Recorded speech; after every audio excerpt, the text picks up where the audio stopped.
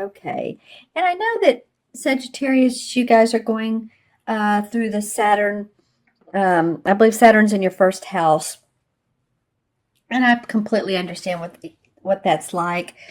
Being a Libra sun, Saturn spent some time in my house, first house. And I just have to tell you that there is growth and opportunity to come of it.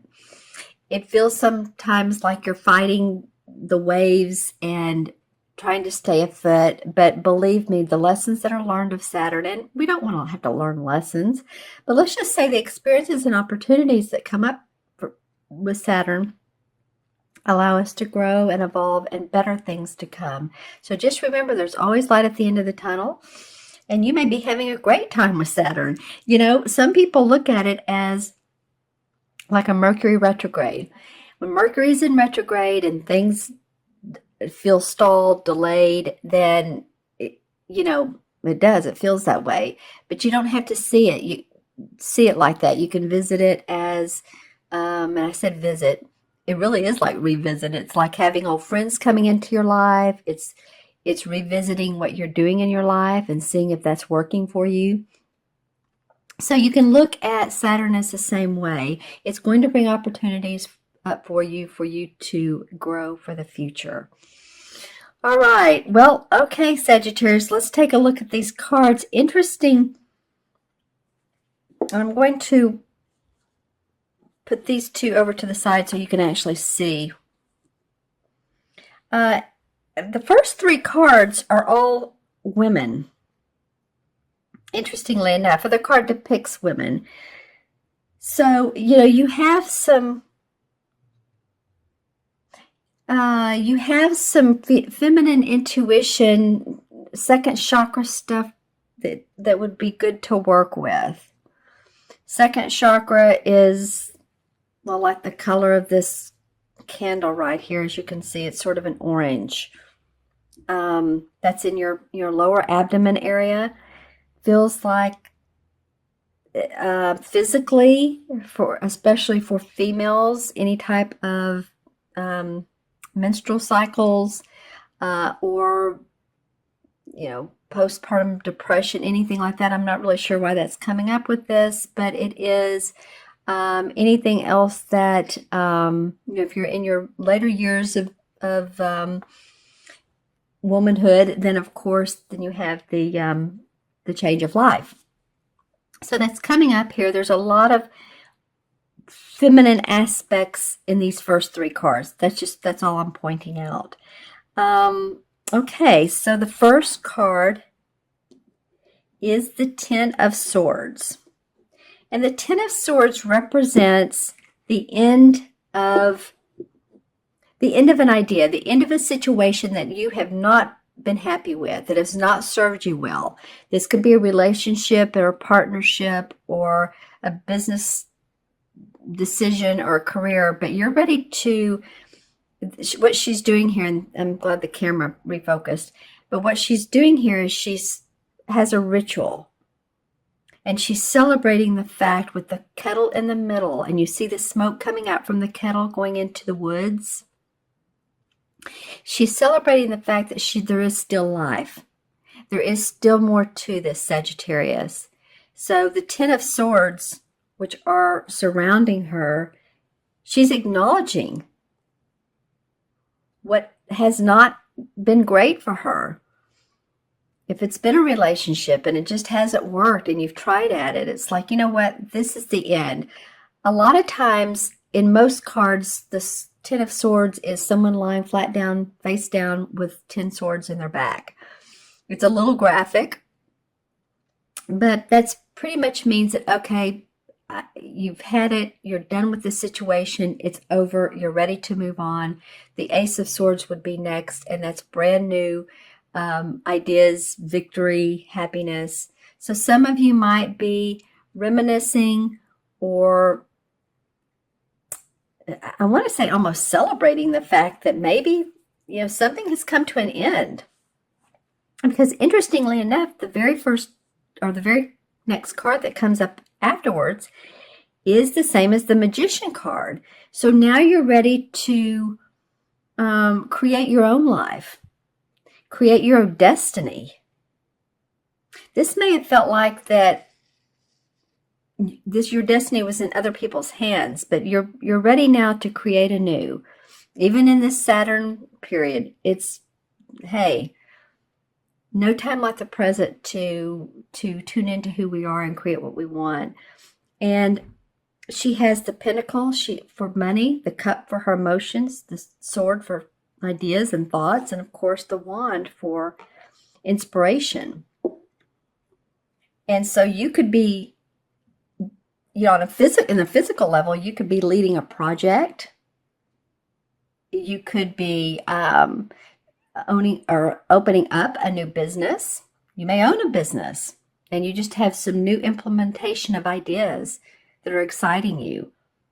But it feels like for a lot of you Sagittarians, you're ready to move forward after this, whatever this Ten of Swords. A lot of times the Ten of Swords is like, it can even mean something drastic has happened in your life. Maybe you've had someone who didn't treat you well, or there was some it can mean physical violence. So I'm not putting that out there. We don't want it to ever be, but you're past it.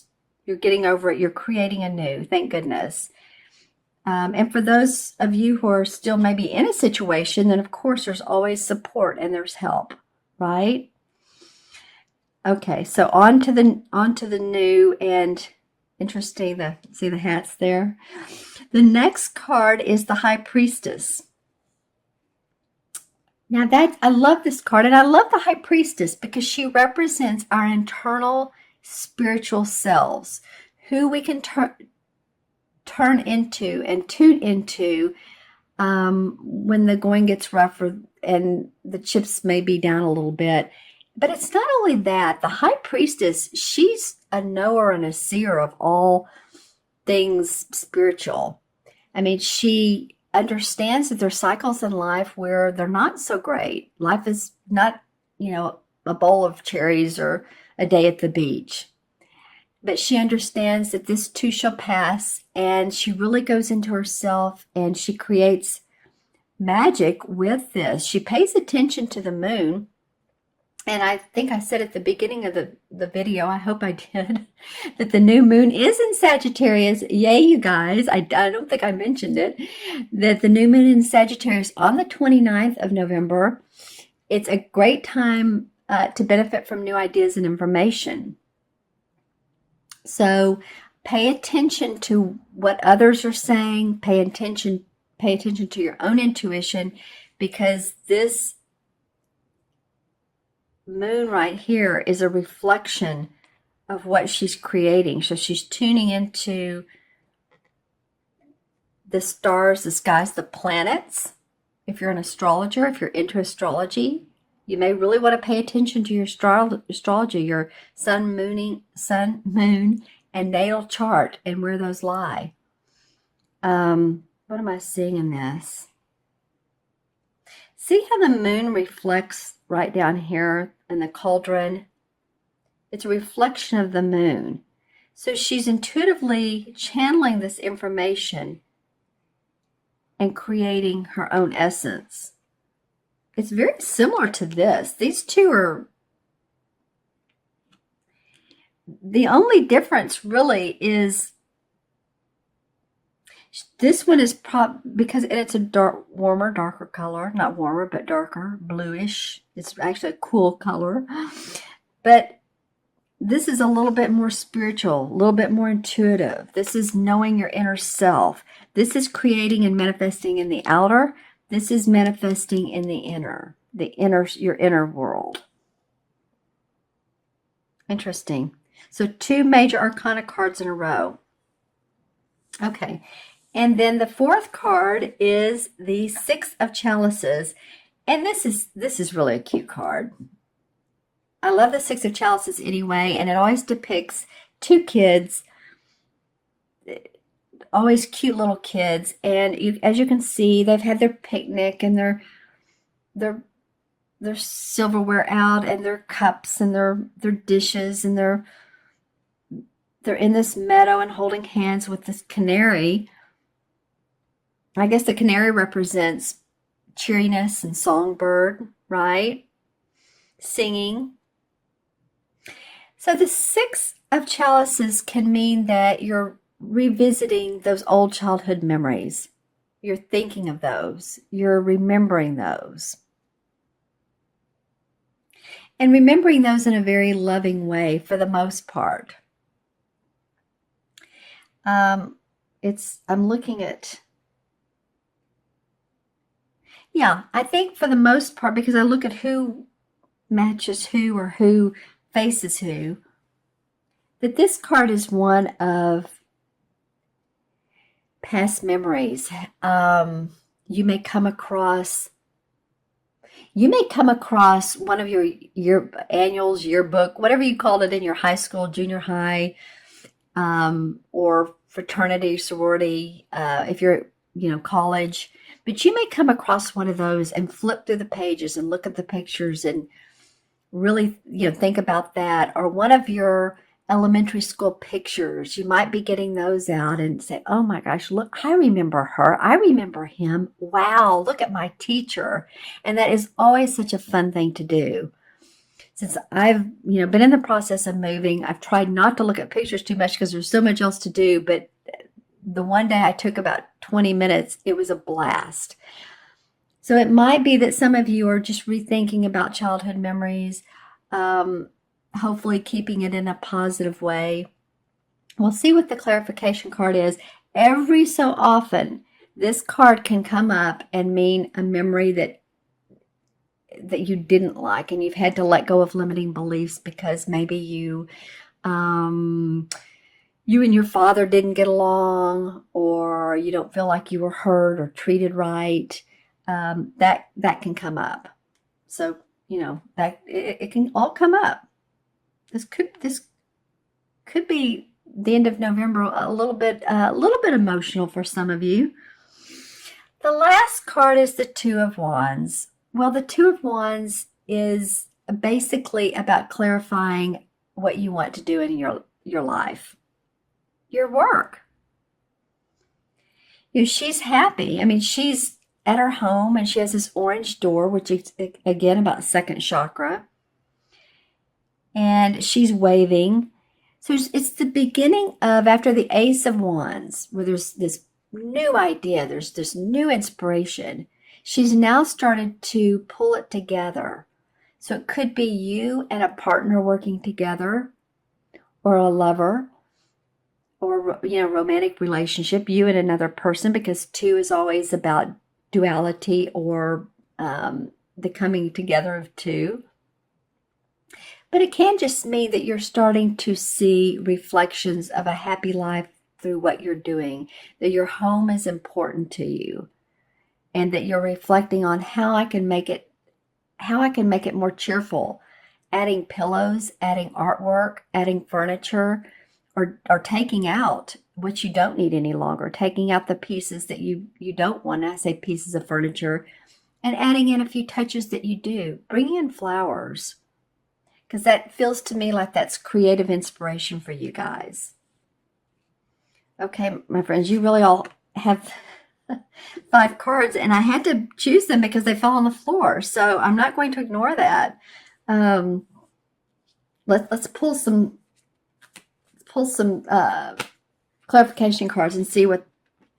Well, this one turned up, so we're going to go with it. That's the Four of Swords. That's about needing rest, meditation, so that you can, rest up.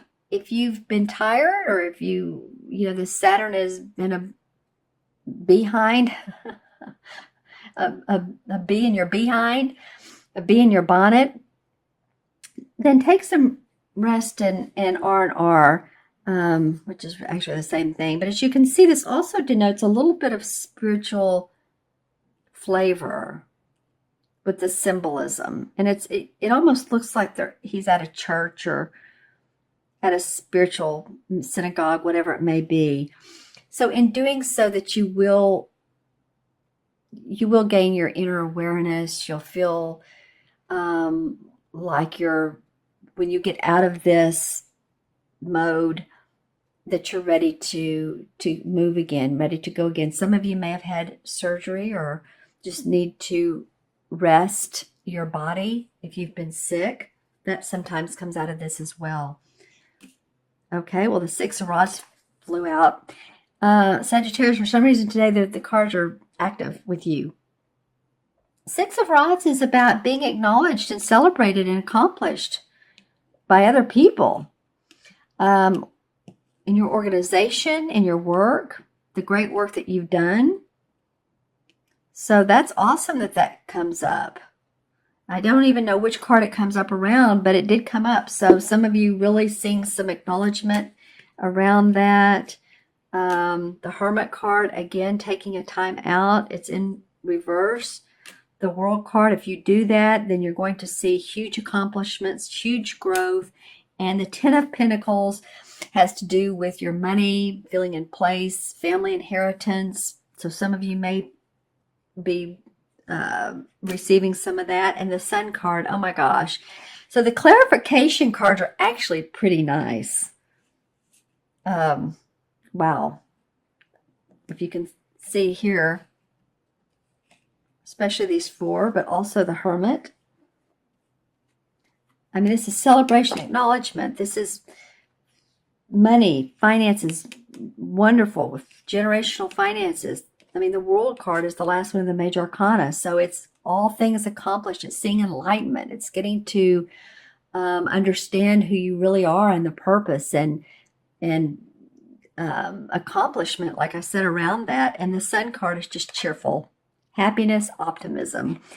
So stay focused.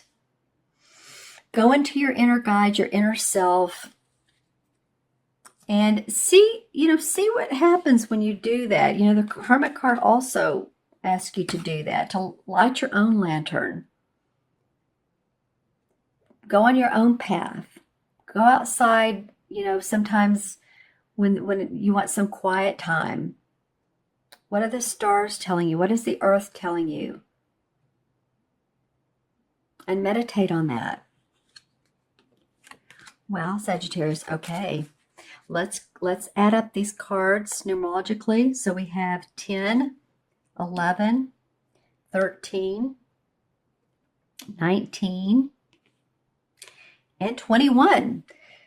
Well, it's interesting. That's what came up for the last reading, and I believe that was Scorpio. It's 2 and 1, so 3 may become a message from the universe. It's about expression, you guys.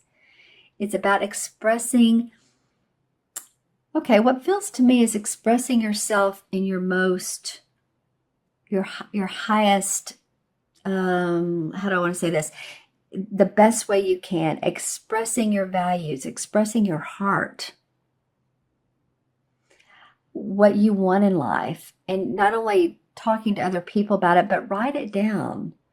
Make some notes to yourself or mental notes to yourself. How do I want my life to look? Because you got a variety of cards here that really talks about that.